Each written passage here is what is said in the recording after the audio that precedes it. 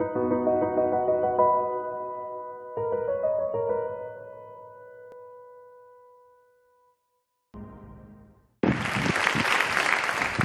hello, everybody. It's great to be here. You know the rules. I've got to be brief. There's a shot clock running on me. And I also I would have been brief anyhow. I had a very sobering conversation recently with my 7-year-old son.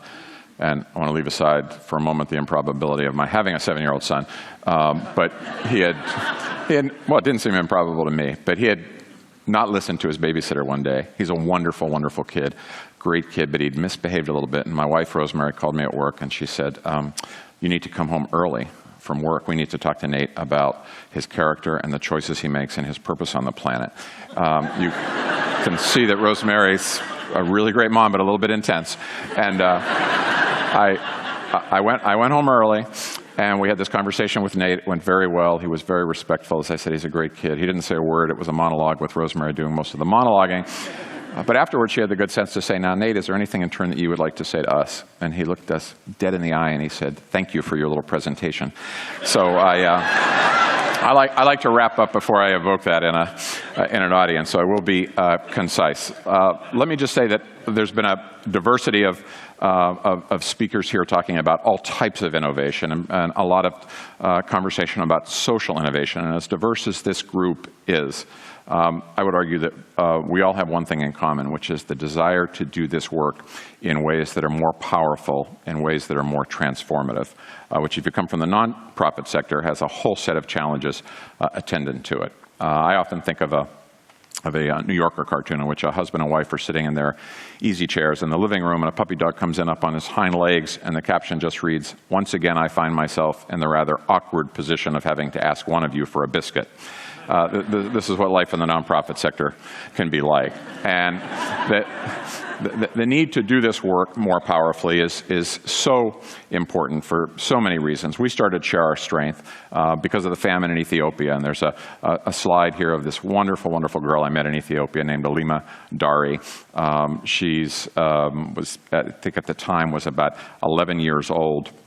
With this fabulous conversation, I was standing in the back of her classroom and with a group of Americans that were there, and I saw her lips move and say something to me, but I couldn't quite make it out. So I went over to her and I said, I'm sorry. I said, what did you say? And she said, I said, God bless you for coming here and for helping us, because we were helping to build a school and a hospital in this neighborhood where she lived. And we had this fabulous conversation, stayed in touch for a number of years. I'll come back to her in a moment. But it really fueled my commitment to our work both internationally and also our work domestically here in the United States, which has been a big, big focus of Share Our Strength's No Kid Hungry campaign.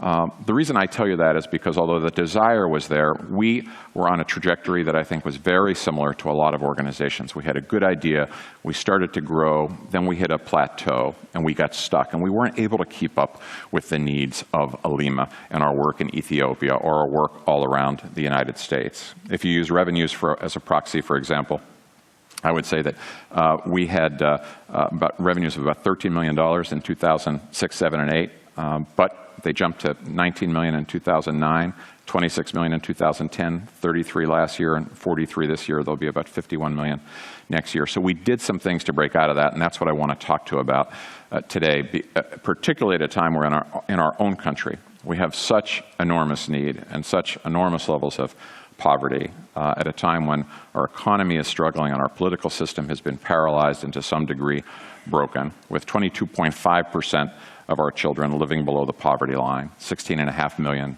poor kids in rich America, 46 million Americans on food stamps for the first time in the history of the program, and half of them being children. So how do you do this work in ways that are more different? My version of being fearless is to think about what I think of as the strategic and the necessity and the moral imperative of breaking all the rules. And what I mean is that there were a set of rules that we found were constraining our growth. And I'll give you 4 examples of what we started to do that was a little bit counter to the conventional wisdom and the very powerful effect it had on our ability to grow Share Our Strengths work. The first rule is the one that says, in the nonprofit world, I don't know if anybody here has ever been in the position of the puppy in the New York cartoon, if anyone's ever applied for a grant. We can talk afterwards outside about how much fun that is. We felt that the rule was that you needed to be polite and ask other people for money. And we decided to break that rule and instead earn money at Share Our Strength. So we started with a $2,000 cash on a Visa card. To this day, we've raised about raised and spent $360 million. And about 2/3 of it comes from marketing contracts, cause-related marketing, corporate partnerships that really represent commerce. We decided that we didn't want to be a nonprofit that was redistributing wealth. We wanted to be a nonprofit that was actually creating wealth, not just fighting for our share of the charitable pie, but making that pie grow. So it's a long story, but we very methodically organized the restaurant and the food service industry, thinking they would feel a connection to the issue of hunger. We ended up with about 15,000 chefs and restaurateurs closely connected to our work, so closely connected that companies all across the country, to some degree across the world, started to come to us and say, can you position us to do more business with these chefs and restaurants? We want to sign marketing contracts with Share Our Strength, whether it was American Express or Domino's Sugar or Illy Espresso, and on and on and on. So we realized there was really this opportunity not to just have to ask or even beg for money, but to actually earn your money in the nonprofit sector. Different way to think about it.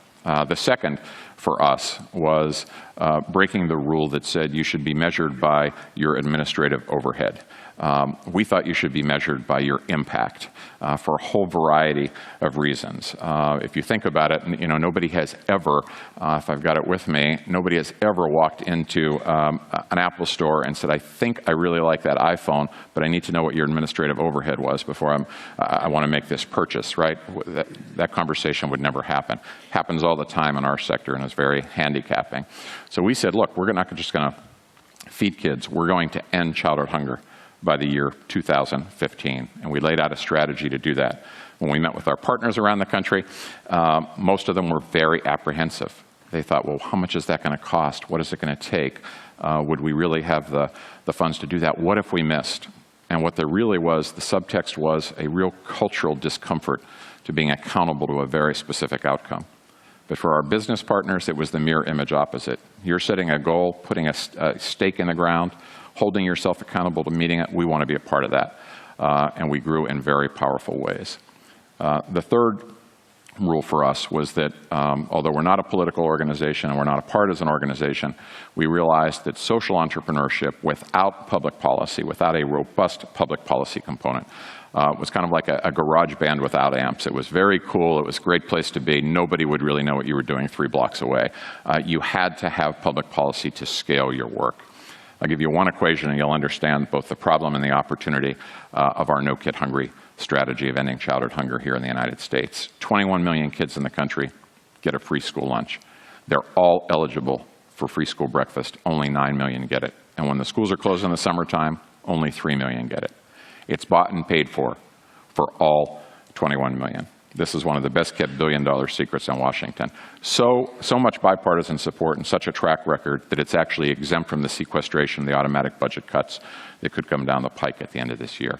So we've been going to governor after governor, mayor, senator, saying, help us knock down the barriers in your states to do this. And we've added tens of thousands of kids to these programs because public policy can enable you to do that.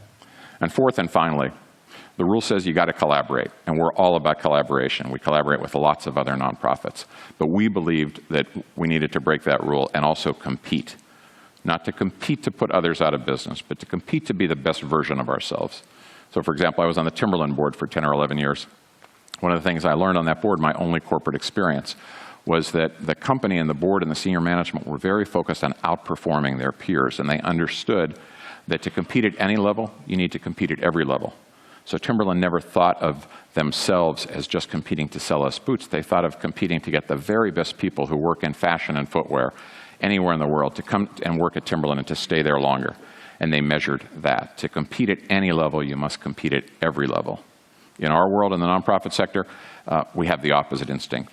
Can we do it cheap? Can we do it free? Can we do it pro bono? Can we do it with whatever resources are left over as opposed to the best resources in the world? So those are the 4 rules that we felt that we had to break. And we had this sense of urgency because this young woman here, Alima, who I stayed in touch with for many years, I always think of her in the context of something Dr. Martin Luther King once said, which is, in this unfolding conundrum of life and history, there is such a thing as being too late. Procrastination is the thief of time, and the tide in the affairs of men and women does not remain at flood. It ebbs. On one of the trips to Ethiopia that I couldn't make, I sent a note with one of my colleagues, Chuck Schofield, who we talk 5 times a day wherever we are in the world, and I didn't hear from him for 5 days or 10 days or 12 days, and then I finally got an email that said, "I hate like hell to tell you this, but Alima died from cerebral malaria." The hospital that we were trying to help build, among many other organizations, was unfinished, and by the time they transported her to Addis Ababa, it was too late. So Dr. Martin Luther King's words coming alive for me. That's why I say I think there's a strategic necessity and a moral imperative to think about how we not only come up with great ideas, but how we scale them, how we create community wealth, how we hold ourselves to measures of success and define that. That's what the work of Share Our Strength, our No Kid Hungry campaign, our sister organization, subsidiary Community Wealth Ventures, has been all about. So thanks for the opportunity to tell you about it. Great to be here. Thank you.